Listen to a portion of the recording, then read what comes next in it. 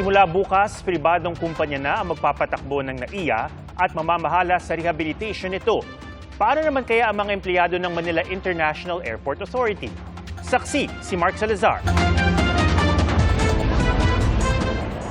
Sa passenger terminals ng NAIA, wala kang makikitang galawan o nag-iimpake. Kung meron man mga negosyo sa loob na hindi nakapag-renew ng rental agreement sa New NAIA Infrastructure Corporation o NNIC na siyang bagong pamunuan ng airport. Sa Terminal 3, tinanong namin ng mga store employees kung anong timbre ng mga amo nila sa kanila. Dapat naman yung sinasabi sa akin. Hindi, may pasok na tayo. Sabihan na ba? Wala pa, no? Ang hindi nakikitang epekto ng takeover sa paligid ay damang-dama naman sa agam-agam ng mga empleyado, lalo na ang service contractors. Na-renew kaya ang kontrata nila sa airport? May trabaho pa ba sila bukas? Ang sabi kasi nila, sir, continuous naman po kami. Sabi lang nila. Pero ikaw, papasok ka pa bukas? Ako naman kasi sinabihan naman kami may duty pa rin kami until tomorrow. May mga kumpanya raw na nag-anunsyo kanina ng retrenchment at epektibo ito bukas. Nakahinga naman si Joseph dahil hindi siya kasama sa na-retrench. Medyo na-shock. Siyempre kabado sir kung makapasok kami o hindi. Kasi sa amin sir, lahat ng mga nabagit, hindi po hindi kasama. Mga nasalo sir, 156 yata sir, natanggal sa amin.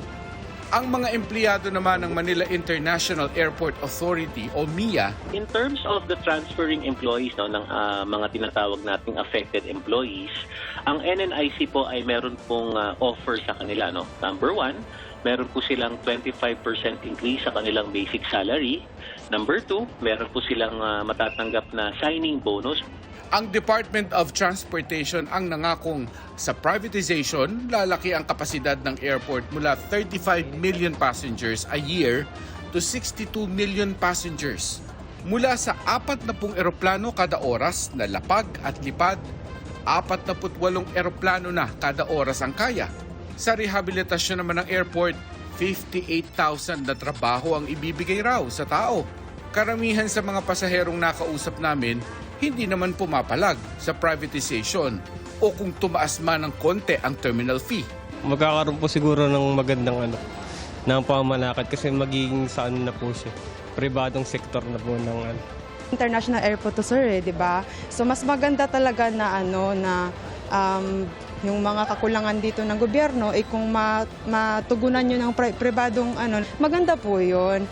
Pero sana naman po is yung nga may changes tapos hindi yung maipit yung mga halimbawa normal lang ng mga tao kasi halimbawa kung pag pribado na to sir hindi ko alam kung tataas pa yung presyo dito. Dati nang sinabi ng NIA na hindi agad-agad ipapatupad ang terminal fee increase sa NAIA. Para sa GMA Integrated News, ako si Mark Salazar, ang inyong saksi.